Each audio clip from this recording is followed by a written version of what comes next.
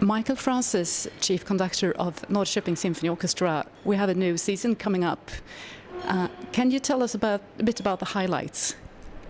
Yes, well, I think the overarching theme that Karin Veres and I discussed at the beginning was the concept of looking at Paris as the epicenter of an entire cultural kaleidoscope. If you think about the previous centuries, Vienna was the magnetic pull for most composers in the previous centuries. But then, actually, in the turn of the last century, it really became Paris. Stravinsky, Gershwin, there was Hemingway, Gertrude Stein, Salvador Dali, Picasso. Almost everyone in the avant-garde went to Paris. It became this wonderful center of extraordinary excitement. There's that fabulous film by Woody Allen called Midnight in Paris, which perfectly sums up that just tremendous period of art, culture, excitement, this sense of the future, this sense of reinventing the past. And so that was our starting point for looking at what we could do this season. And we started with a bang. Our first concert is subtitled Jazz in France, and we look at the music of Gershwin, who of course came there and brought his music, but it was equally influenced by how the other composers such as Mio were using the jazz in their music, and Stravinsky in his concerto for piano and winds. There's just this fabulous mixture, and of course we've included Rhapsody in Blue and American in Paris to finish. So that's going to be a real joyous start to the year. We're also introducing a new theme called Scandinavian Masters, in which we're delighted to welcome three outstanding soloists, Håkan Hardenberger, Truls Mörk, and also our very own Ole Persson from Norrköping. And so Håkan, the great trumpeter, will come and play two concerti by Jolivet and Tomassi.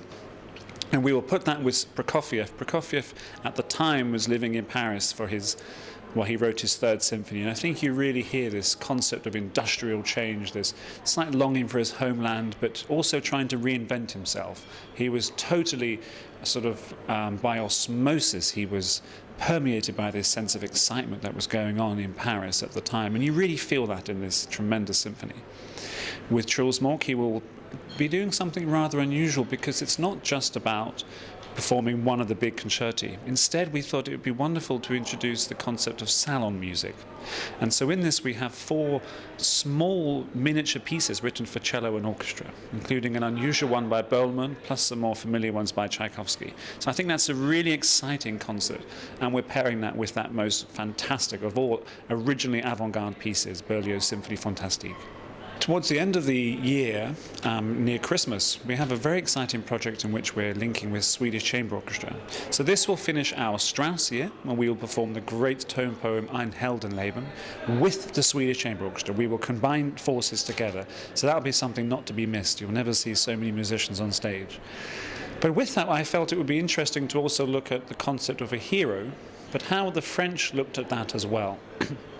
So Couperin, the great French Baroque composer, has been interpreted by modern composers in very unusual ways. So in our first half, we will look at Couperin as interpreted by Dalia's Mio, then by Ravel for Tombeau de Couperin, finishing with Thomas Adès' three studies after Couperin. So that's a really exciting concept of a hero in the first half, and then of course Strauss, the hero is himself in the second half. Going into the new year, we have another wonderful concert with Ole Persson, in which we're exploring the concept of ballet. That's such an important aspect of Parisian life. Diaghilev was there with his Ballet Russe. So we have Satie, Parade, this beautiful, small, short little thing, followed by Petrushka, of course, that great circus, joyous and complicated, sinister, macabre, amazing ballet by Stravinsky. But we also felt that one of the great themes in Paris at the time was cabaret.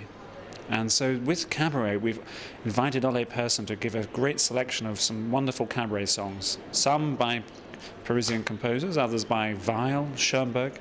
Who knows what will happen, but it will be a very exciting concert. So the big choral piece we're looking at this year is in keeping with the concept of sacred France. What does it mean for composers within France, and how have they interpreted the Christian liturgy? And so our big choral piece will be Fauré's Requiem. But to start the concert, we thought it's interesting to look at how the sacred is interpreted by other composers. We have Debussy's Dans sacré et profane, with our wonderful harpist Delphine playing that, followed by Messiaen's tremendous work, L'Ascension. Then we will begin with something very intimate in the second half, Ravel's Pavane pour l'enfant défunt, followed by the Requiem, almost as a requiem for this dead princess. We then move slightly sideways and do some other concerts. We go back to the Scandinavian Masters and we celebrate the great year of Nielsen and Sibelius. And also we put that with some Ives and we take that to Stockholm. So there's Nielsen's Second Symphony, Ives' Second Symphony, and in Norrköping we'll also use the Sibelius' violin concerto with Ye-Yun Choi, a wonderful violinist. And our final concert really ends with a bang. We are delighted that we will have the winner of the Anne-Sophie Mutter Norrköping Symphony Orchestra Composers Competition. And the winner will be writing a 20-minute piece for the orchestra. So we're excited to have this brand new piece written for us. And that will be coming in May.